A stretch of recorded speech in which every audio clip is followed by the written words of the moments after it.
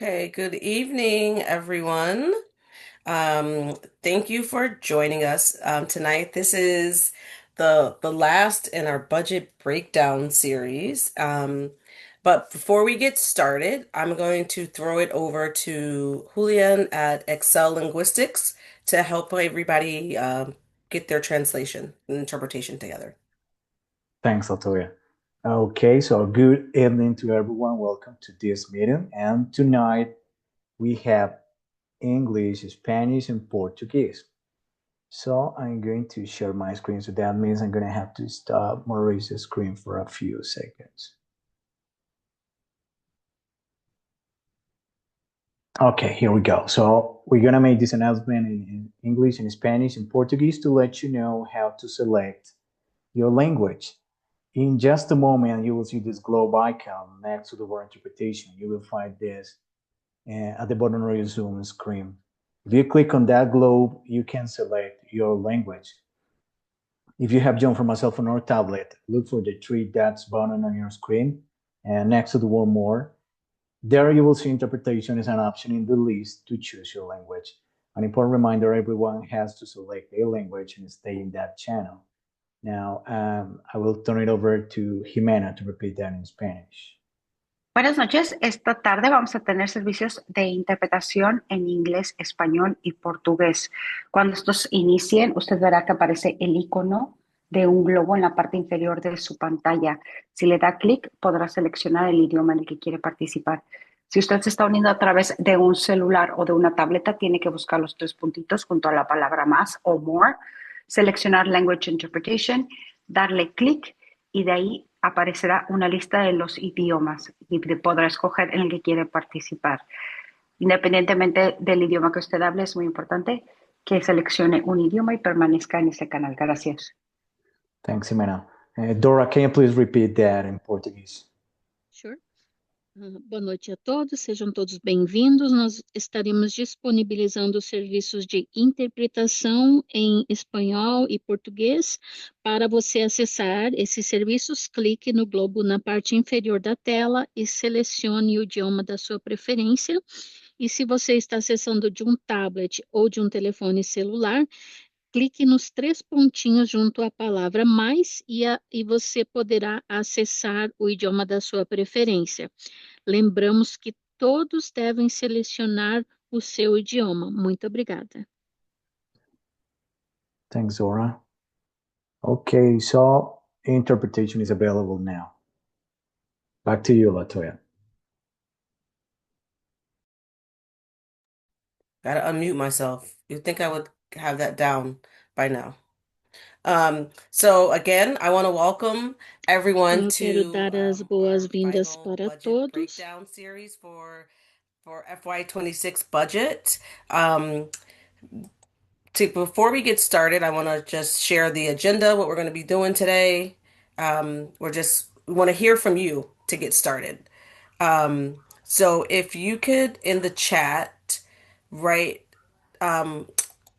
Marissa, can you give me the elevating voices continuum? There we go.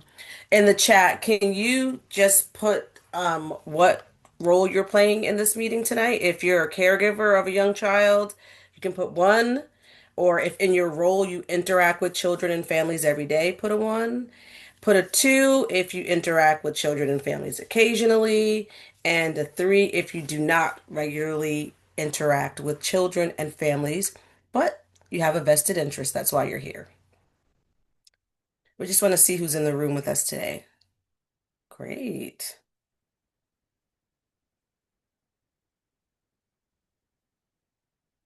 All right, got a lot of ones and twos. Nice.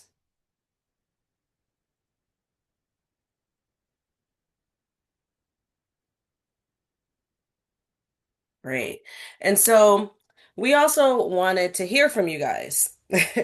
Um, at this point, I said this is our third in our series. So right now we're at conference committee, and the budget, which means the governor's given us her version of the budget. The House and Senate have both given us their versions of the budget, and now they're just reconciling them together. And so before we dive in, to more specific things, You can put it in the chat or you can raise your hand. Um, what are some things that are still top of mind for you as we're entering the conference portion of budget?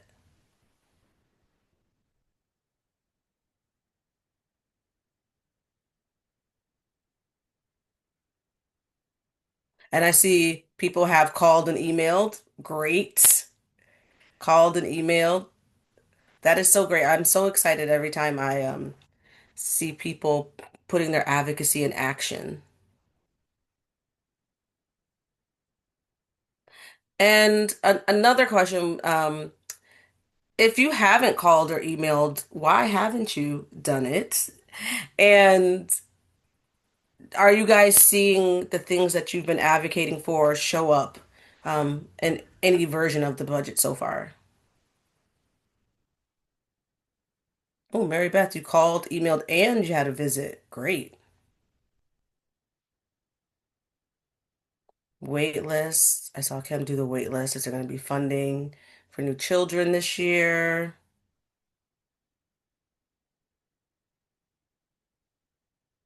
Yes, in the last vote to fund. Linda, I'm assuming you saw what you've been advocating for in that one,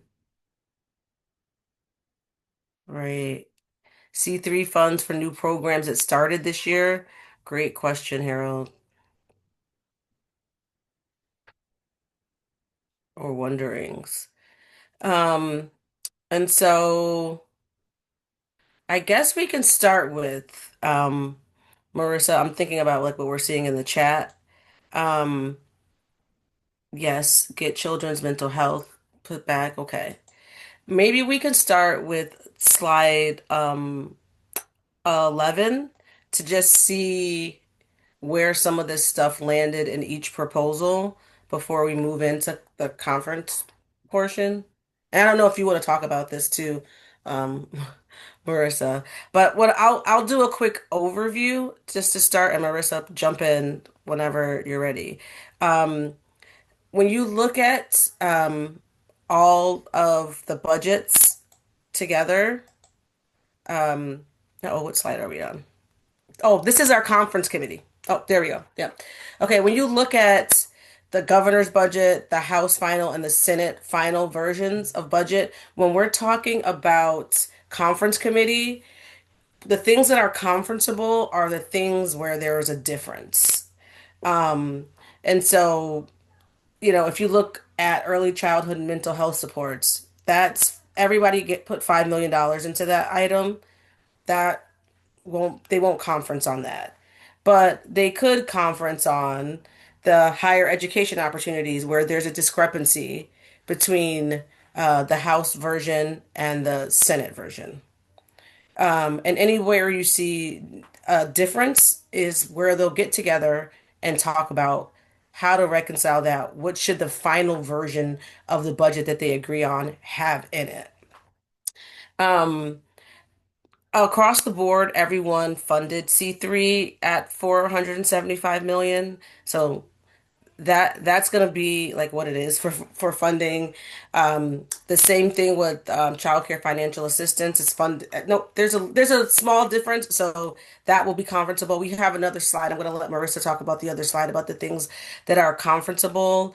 And then at the end we can talk about what our advocacy steps are going forward during this conference committee portion. I don't know, Marissa, if you want to jump in and talk about what is conferenceable, thinking about the things that people put in the chat. Yeah, happy to. Yeah. Also, just so encouraged to see how many people have taken action and emailed or called or visited their elected officials this year or in the past to advocate for the state budget. Mm-hmm. It's not an easy thing to do, and especially when you're busy, it can be hard to find the time. So seeing that is really great in the chat. And then there's, I think, was it Mary Beth? You've done all three? So that was And she visited as well. yeah, exactly.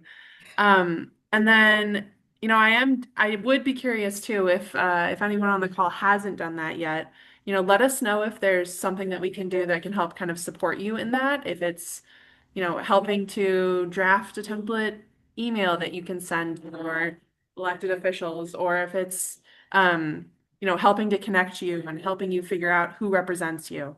Uh, Hmm. it is sort of it's a small, sorry, my dogs are going crazy right now. It is a small but very impactful thing that you all can do. Latoya, can I pass it back to you just for 1 second? I'm gonna go. Yes, yes, no worries, no worries. Yes, and to build off what Marissa said, it is small and it's impactful, and whenever you talk to a legislator, they want to hear from you more than they want to hear from us. So, if there's anything we can do, I know Strategies and Neighborhood Villages both have great resources and templates to help you, but if we could be doing something different, let us know. Oh, who just said they went on TV and gave testimony in front of the Joint Ways and Means? All Amazing. right now. Una, I hope I'm I saying your did. name Yes, I did. right. That is so great. How Sorry. do you Yeah, want to tell us how that was? sure. It was Yeah. actually pretty scary in the beginning because I got a call from somebody who oversees the IOTPs, and they said we need to find a certain amount of $1 million within 2 months. And I literally walked up and down my kitchen floor and went, "How can I do this? How can I do this?" And I just reached out to everybody that I could possibly think of. An old college friend who's a producer at Channel 5 News. I went on the 6 o'clock news. I wrote up my testimony, how mental health services had helped my family tremendously through DMH. And I went in front of the Joint Ways and Means. But meanwhile, I also, from 6 a.m. in the morning until midnight, I was on the phone for a month and a half to everybody from legislators to senators to you name it.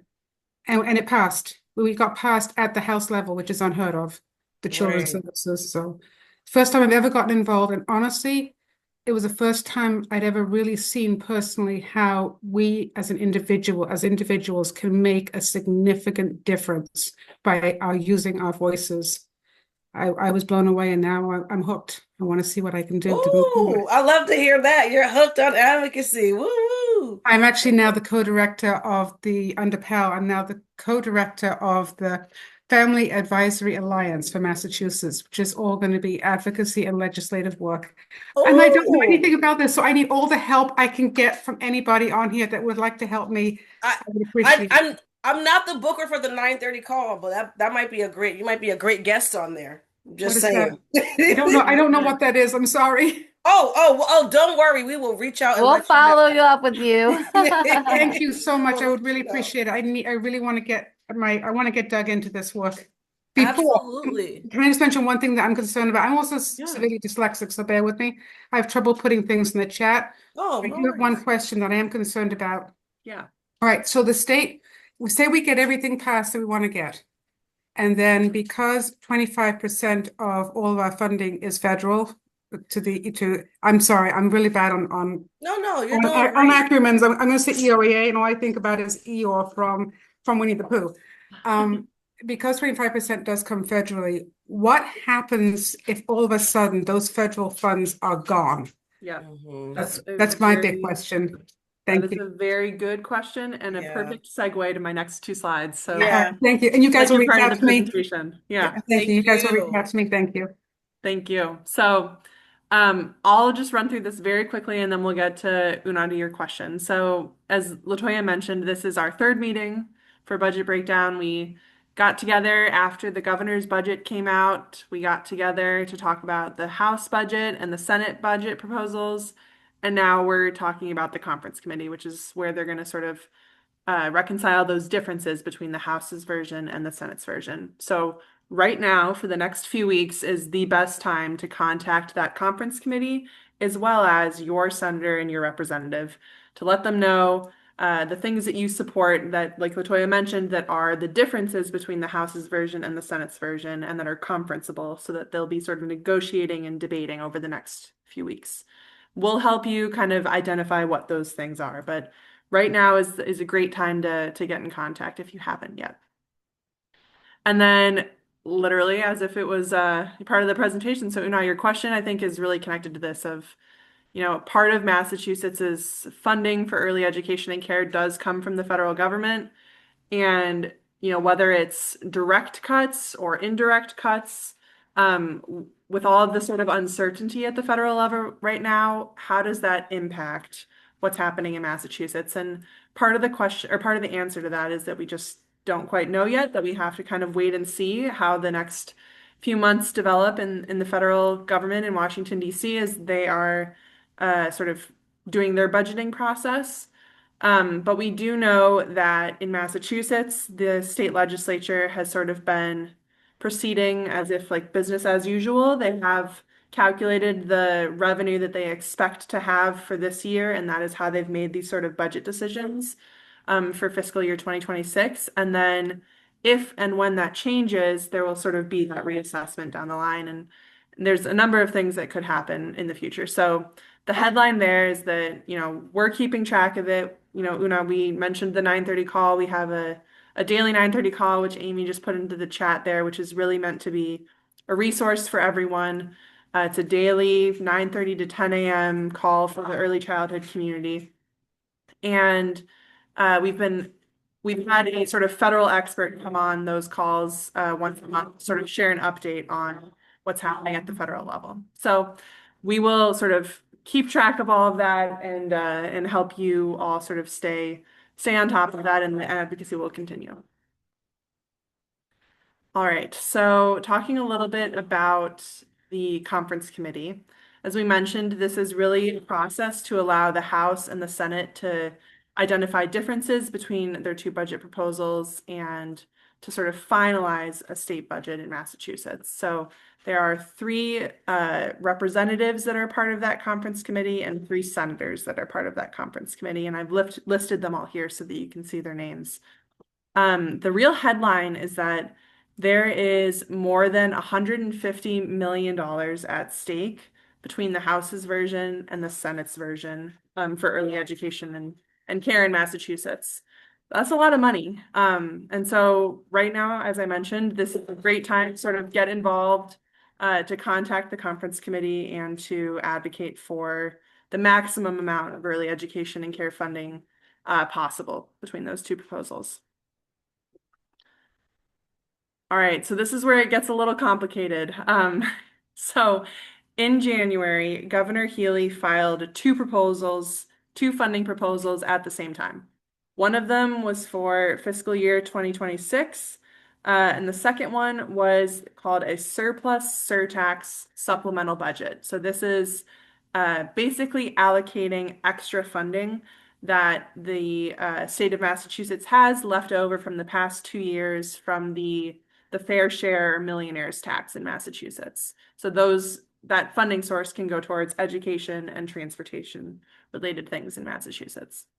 So these are sort of two separate documents that happen to have been filed, at the same time. And so the legislature is really using them as complementary. So you'll see some funding in one document, some funding in the other document.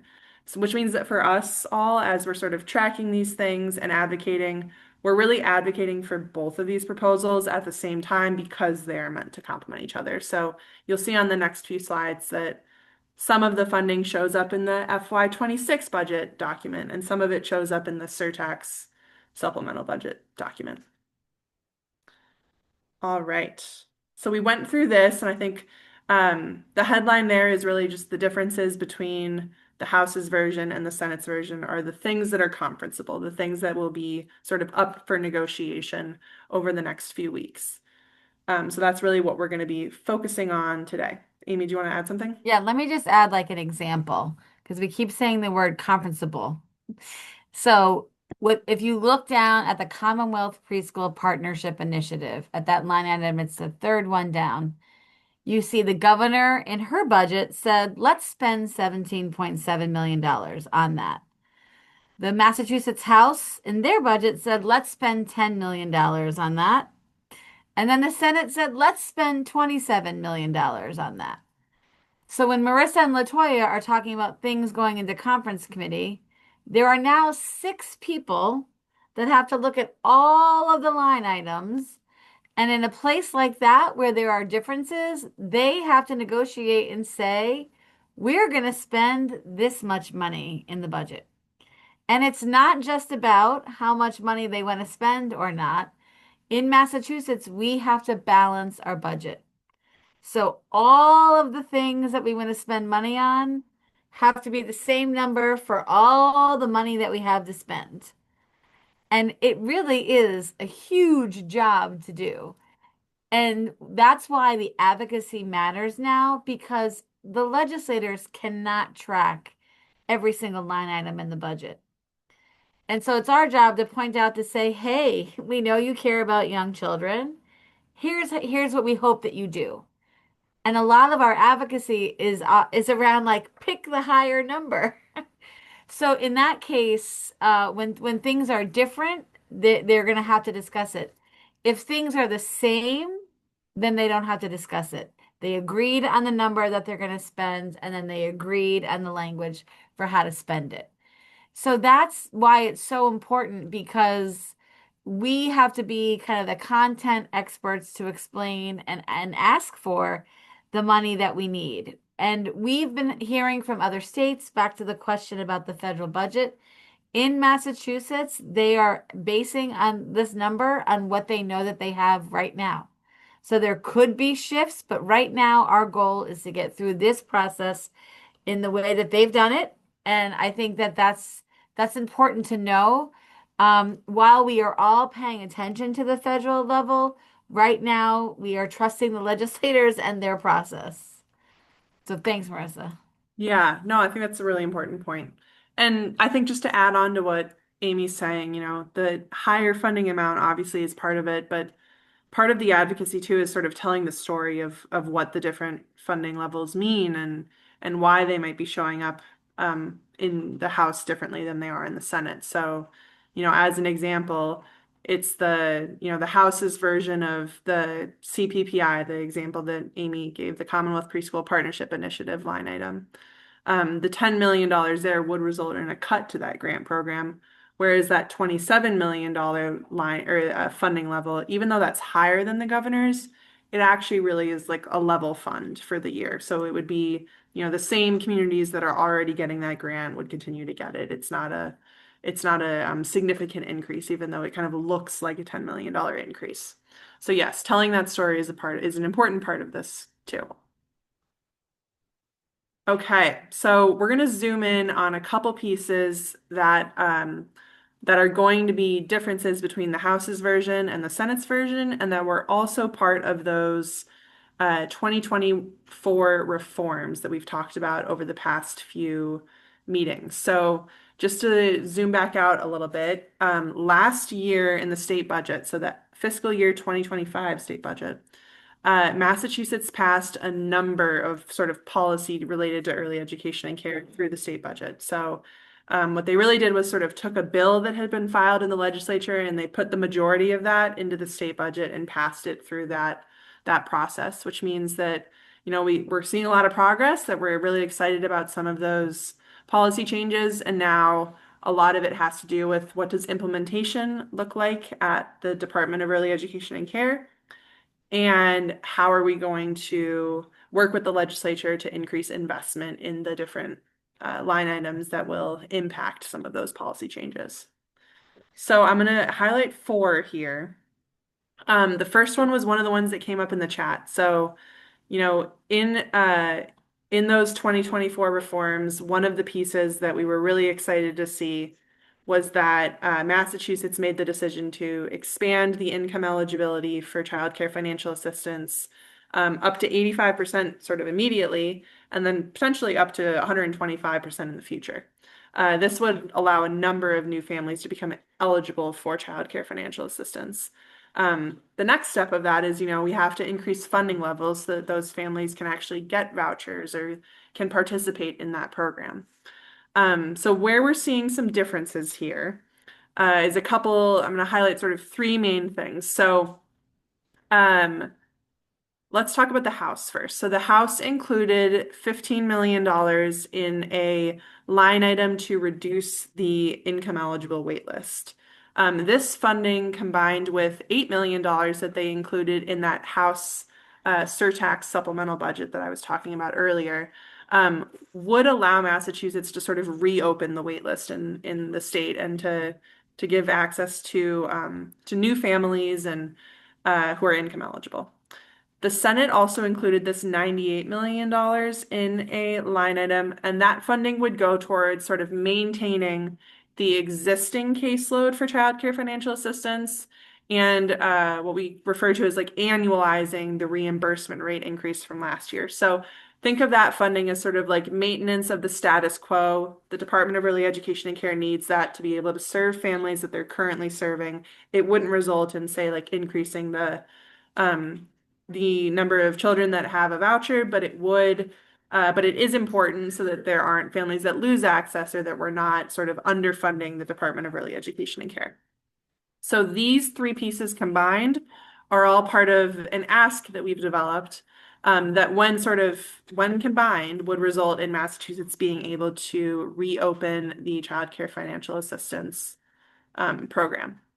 All right, so Harold says, what's the budget for FY25 for child care financial assistance program? Is it more than or less than what is being proposed this year? That is such a great question, Harold. So I can have us, I'll share this in the follow-up just so that you all can see the specific numbers. But what I can tell you is that, between the House's and the Senate's proposal, um, both of those branches had to invest over $200 million more than last year, just to sort of break even with childcare financial assistance in Massachusetts. So there's a number of reasons why that was necessary and sort of why that increase in investment will result in sort of a breaking even of the program. But I think it's also really important context and important to flag for you all because, I think a lot of times we really we want to push the legislature to make these new investments to increase access to childcare financial assistance. And I think this year, the combination of the federal landscape and what's happening there and the concerns that we all have about losing potential funding, that paired with the fact that, the legislature had to make, $200 million plus investment just to sort of break even, really sets up this year for being a really difficult year to increase access. So I think that is an important context. And at the same time, at our last meeting, that was the number one thing that you all wanted to talk about, that increasing access to vouchers, that sort of ending the freeze was something that was very important to you all. So it's a great question, Harold, and I think it's important context when you think about advocacy. All right, let me just pull up the chat real quick, make sure I didn't miss anything. Okay. The other two pieces here that I'm going to talk about are scholarships for early educators and loan forgiveness for early educators. So these two programs sort of pop up in the House's FY26 state budget proposal and the House's surtax supplemental budget proposal. And there's $7.5 million allocated to either of them in those two proposals. So again, as part of our ask, we are encouraging people to reach out to the legislature in support of those two line items so that we can see that investment in sort of higher education scholarships for early educators and for loan forgiveness for early educators. And then finally, the reimbursement rates. So this was another thing that has come up on meetings in the past that, the reimbursement rate not actually being reflective of the cost of doing care, of providing care in Massachusetts. And this was a really important part of those 2024 reforms. So that new policy change really does set a framework in Massachusetts, a new framework for setting rates moving forward that is based on that true cost of high quality care and takes into account a number of things that it hasn't necessarily taken into account before, like, as an example, increased salaries for early educators. So one of the things that, we're thinking about is that the Department of Early Education and Care needs to be able to sort of assess this new cost. So they've been doing some cost modeling to kind of get this new process, this new framework up and ready to go. And at the same time, we can make that sort of incremental progress with the reimbursement rate and with things like C3, the C3 grants, to eventually work towards that sort of true cost of childcare. So in the House's surtax supplemental budget proposal, there was a $20 million investment to increase the reimbursement rate for childcare programs. So that's another piece that we have put into our our budget ask.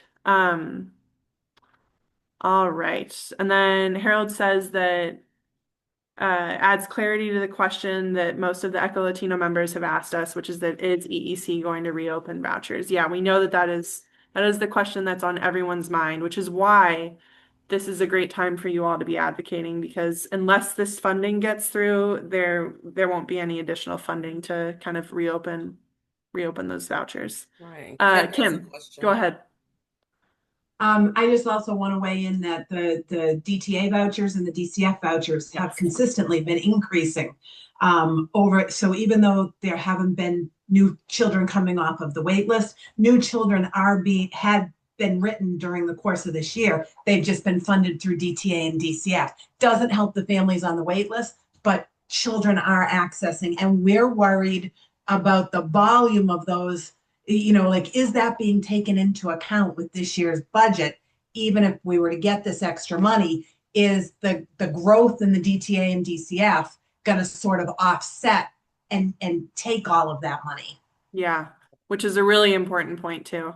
And to your point, Kim, like, we're talking very specifically about that wait list and income eligible right now, but the caseload for childcare financial assistance is the highest it's ever been.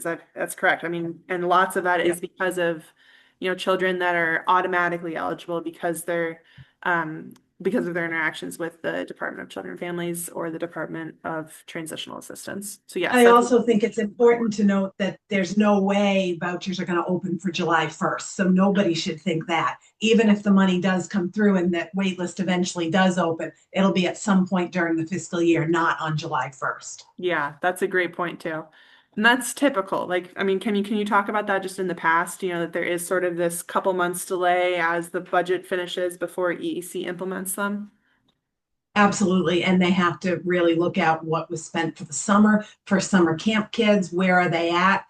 Typically, I wouldn't expect to hear anything. If they say they're going to open it at some point during the year, I would think you're looking at least October, if not beyond that, before anything would actually, open up from the wait list. I could be wrong, but historically, that's what's happened. Yeah, that's really helpful context too. Yeah, and I also want to say I love having all the expertise on this call and all like the historical knowledge. So thank you, Kim, for being able to share that. And did you see there's another comment? Another concern is will there be enough spaces for the increase in children? Yeah. Yeah, we've Right. been talking about that a lot, honestly. That And I also think the C3 requirements of providers having to be willing to accept vouchers, we're certainly expecting that we're going to have more providers than ever. We already have seen that over the course of the last 2 years, but we're Hmm. expecting even more providers to register for a voucher agreement and be available to accept kids. To Cecile's point, whether or not they have openings, that's remains to be seen. Hmm. yeah. One of the things that we've talked a lot about too is that, making these investments in the workforce, when you think about salaries, when you think about professional development, the credential that the Department of Early Education and Care is working on, all of those investments are really important if you eventually want to increase capacity, because we can't open new classrooms if we don't have the educators to do that. So that's one of the things that we're thinking about a lot for our advocacy moving forward, and is an important flag. All right, so I have just like 3 slides here that basically talk about, three or the four main issue areas that you all have brought up over the past few meetings. So this first one is childcare financial assistance, and Harold really gets to your question there, which is that, the legislature had to invest over $290 million above FY25 levels just to maintain the current caseload for childcare financial assistance. So that's a significant investment, and that's really important context. And at the same time, we really know that that reopening access for families that are on that income eligible wait list is important. And it was part of the vision of these 2024 reforms with the increase in income eligibility to 85% of the state median income. And so it's one of the things that we included on our ask. All right, we talked about the reimbursement rate. So As I mentioned, this was part of those 2024 reforms as well. We've made a lot of progress. There's been a reimbursement rate increase included, almost every year, if not every year, for the past 5 years. And we still know that there's a long way to go to get that to be at a level where it results in sort of sustainable business practices for childcare programs. And so it's another reason why we included that $20 million on our ask for the budget this year.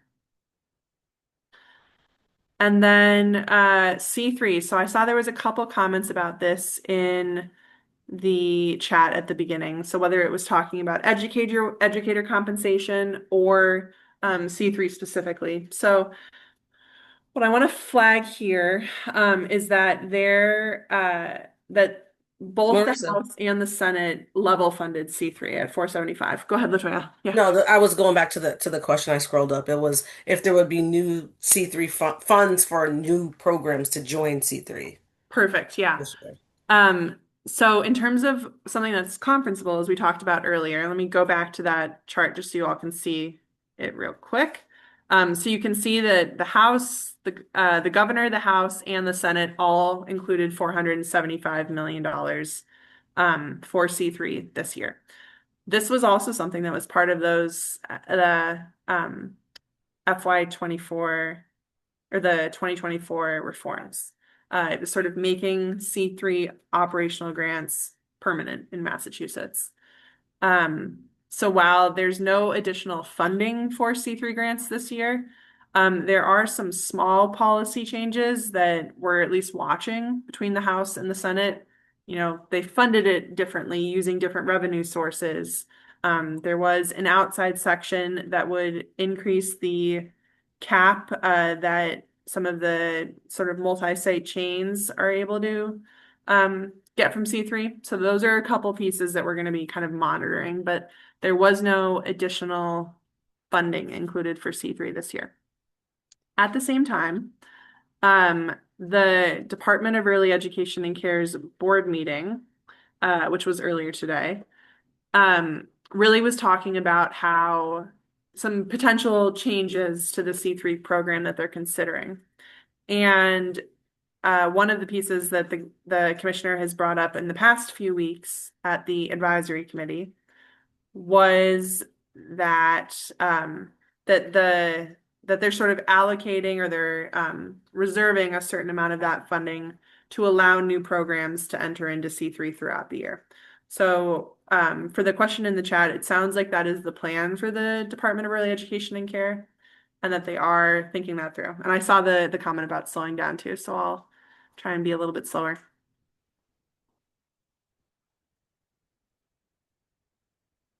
All right. And then resources. So after this, we really would love to hear from you all on the questions that you might have still. If there's anything else that would be helpful for you. But we have pulled together a couple resources. The first one is the Massachusetts Taxpayers Foundation held an event on Tuesday, where they really went into the difference between the conference committee or the House's version and the Senate's version and what conference committee is going to be looking at in really great detail. So if you want to look at all of the specific line items, you can see their slides and see the recording. It's a great way to learn more about the budget process. I saw Emmanuel put into the chat that Neighborhood Villages has some budget materials, so you can take a look at those. Latoya or Emmanuel, do you want to say a little bit about what those materials are? Emmanuel, do you want to come on and tell us what those materials are since you created them? Uh-oh, just got to get off mute. Sorry, I'm on mute. Hi, everyone. I'm Emmanuel Verdue. I am a policy analyst at Neighborhood Villages. What I put in the chat, and I can put it again since it's a little farther behind, but I put in a couple of blogs that we put together regarding the House budget and the Senate budget. It's really just a blog that talks about like 5 takeaways from those 2 budget proposals. And then I also put in the chat the link to our website where we post all of our information regarding the Massachusetts state budget. So we like to create fact sheets and blogs and information for you all to keep updated. So you can check that out, and I'll repost them in the chat. All right. And I believe we're gonna send all of these things, resources out in the follow-up email as well. Yes, definitely. Yes. Awesome. All right, so the last bit we have to share with you is that we have developed a sort of click to email campaign for the conference committee. So it's a quick link. You click on it, and it automatically will send an email to all 6 members of that conference committee. So 3 from the House, 3 from the Senate, as well as the Speaker of the House, sort of the leader in the House of Representatives in Massachusetts, and the Senate President, who's sort of the leader on the Senate side. You can use that tool to sort of copy and paste in the exact ask that we have developed. You are more than welcome to delete certain components of it and change it, make it feel authentic and true to you if you only want to advocate for a few of those pieces. It's completely editable. So I'll put that link in the chat and maybe show you all our budget ask sheet so that you can see. I'll go through the different asks there, and I can answer any questions that anyone might have. We've gotten, I think, just under 180 people have taken action so far, which is great. And I'd love another, what is there, 30 people on the call right now, 40 people? Another 30 or 40 more would be great. So, And your friends. and your friends, yeah, share this with anyone in Massachusetts, honestly. The more people that they are hearing from about early education and care, Right. the better. And the families you serve. Yes. All right, so I'll put that in the chat as well, just so you all have the link. And then, are there any questions about what we've shared so far while I'm kind of pulling up the budget ask sheet? Go ahead and just unmute yourself and feel free to share anything. Yes, can I ask something? Because I was a little confused. It wasn't about the early childhood, but it was on here at the very end. It talked about higher education. And I was very confused about how it said, I don't know if you can pull it back up. Yes. If you pull it back up, One? you see, yes, you see how it says at the bottom 8 million by governor, and then House 496, but then Senate 0. What Yeah, happens in a situation like that? it's a great question. So for some context here, last year, Massachusetts sort of created a free community college program, which is super exciting. We also know that for early educators specifically, the requirements of that community college, the free community college, don't necessarily match up. They're not able to take the required number of credits, as an example. There has been a program in Massachusetts for a long time now called Career Pathways, which helps to provide some of that higher education support to early educators. And it really does complement the sort of community college, free community college program that Massachusetts has now. So what you're seeing there is the House invested $4.95 million, which really is it's meant to sort of sustain the program for the next year. The Senate did not include it in their budget, so that's why there's sort of the 0 there. I will just say that this is occasionally a sort of tactic that's used between the House and the Senate as they are negotiating differences. They both have different priorities, and their investments reflect that. And then when they go to conference committee, they're able to sort of advance their priorities by sort of trading between these two pieces here. So we're not super concerned about it, I guess I would say, but we do know how important that Career Pathways program is, and it is something that we have included on our ask sheet as well. Does that answer your question, Una? Thank you. Yeah, okay, good. All right. Any other questions? That was a great one.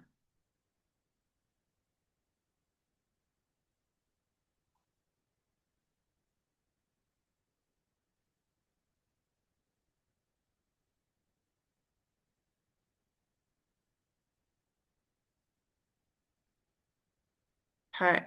I I I while we're here and we have some quiet time, if everyone in here could click on the link that Marissa put in the chat so you could at least pull up the advocacy form so you can fill it out and it can go right to your legislature. And even if you don't fill it out right this second, you can fill it out when we get off of this call, but have it pulled up and ready to go.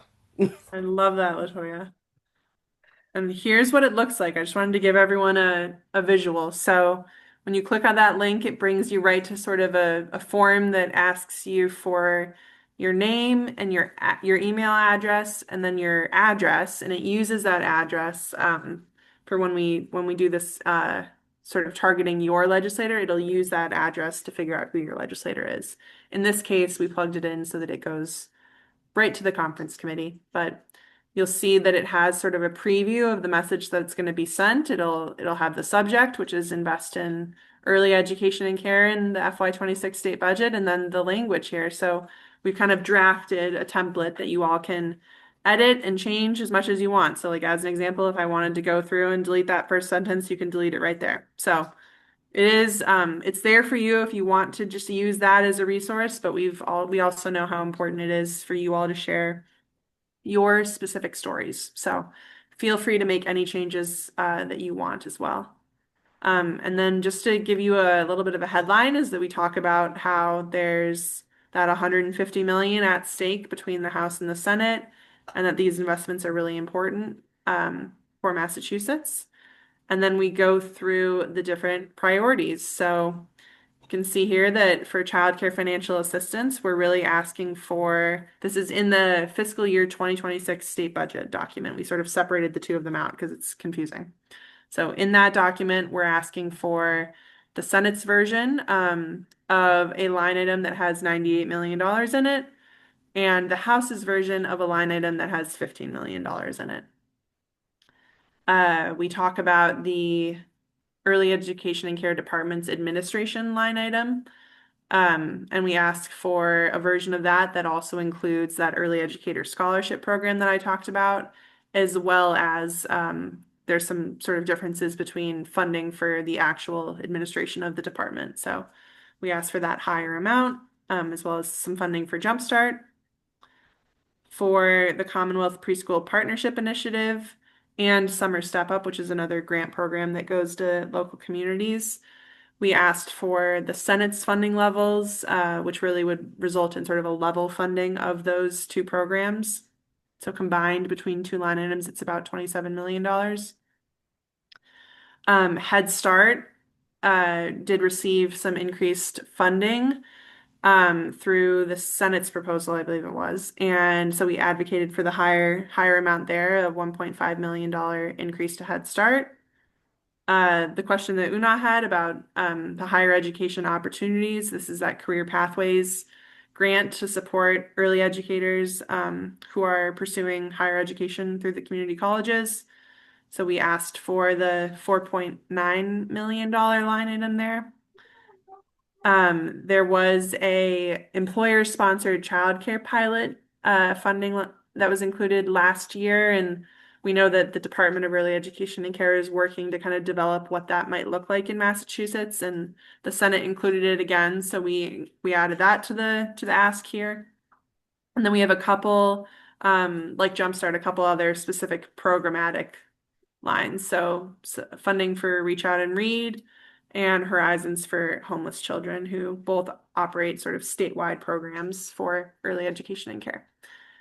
And then for the surplus surtax supplemental budget, we're really looking at one line item that was included in the House's version of this document. So there was $55.5 million for early education and care in that document. And then they specified that 20 million of that should go towards a reimbursement rate increase. 8 million of it should be used for early educators' personal child care.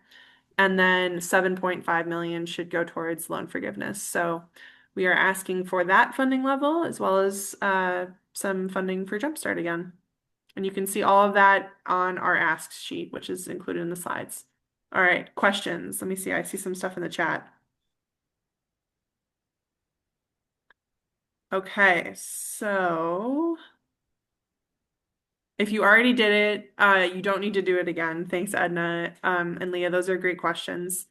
What you can do though is you can copy that text and you can send it to your specific legislators. So your representative in the House and your senator, just to let them know that you contacted the conference committee and this is what you shared with them. So I think that's a great way to kind of increase their awareness, as well as they can also be an advocate for you in the legislature and share your priorities with that conference committee. So that's something you can do if you've already taken action with that document. Oh, Latoya got that one already. No worries. And I Um, can I say a little bit about like the conference committee process yeah. too? Um, it's a process that happens behind closed doors. It's not like they hold hearings. It's just these people are selected by each the House and the Senate, and they get together and discuss where there's discrepancies in each chamber's version of the budget. But there's no like open door to what's happening in there. That's why it's really important just to like flood them with our priorities and and also I'm glad you said that, Marissa. Flood your personal representatives and senators with your priorities so they can be an advocate during this process that is currently happening. Our state budget is due by the end of the month. That has not happened in more than a decade that it's actually been completed by the end of the month, but maybe this is the year. But hopefully it will be done not long after the due date if it's going to be late. But that's it. Yeah. So probably, I mean, best case scenario, if they're on time, 2 more weeks. Hmm. I think what was it last year? July 31st was Yeah, the date that they finished it. So we're talking weeks, not months, I guess is the headline right. there. And then Una, I saw you asked about Head Start in the chat, and Latoya answered that as well. So there was a lot of advocacy over the past few weeks for Head Start federally. There was some concern that it was not going to be included in the president's budget and that there were going to be funding cuts to Head Start. And so far, the news is good and that there is not any proposed sort of cuts to Head Start, which is really important. And then that funding that I was talking about.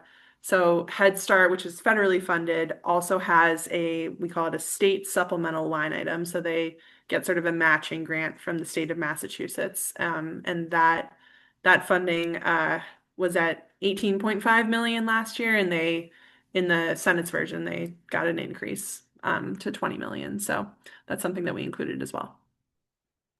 Do you see Rachel's question? Um, if we have any idea if and when Massachusetts would have a special session if Yeah. major changes happen for the FY26 federal budget? No.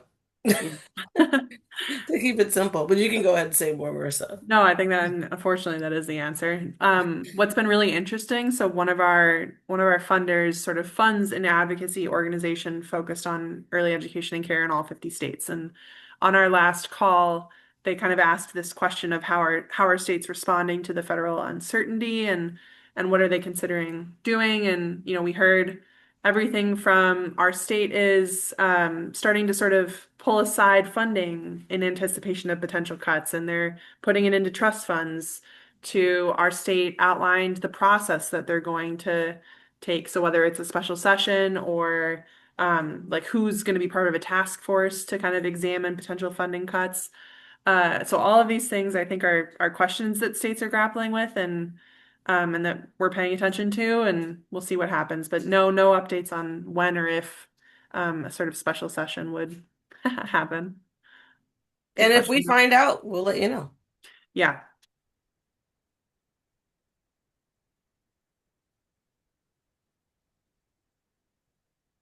All right.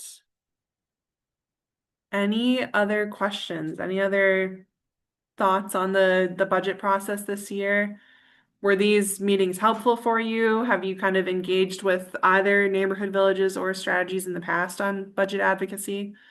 We're trying to kind of, figure out what is the most helpful for everyone. What time is the most helpful? These are all things that we kind of are constantly wondering. So if you all have any feedback for us on that, let us know.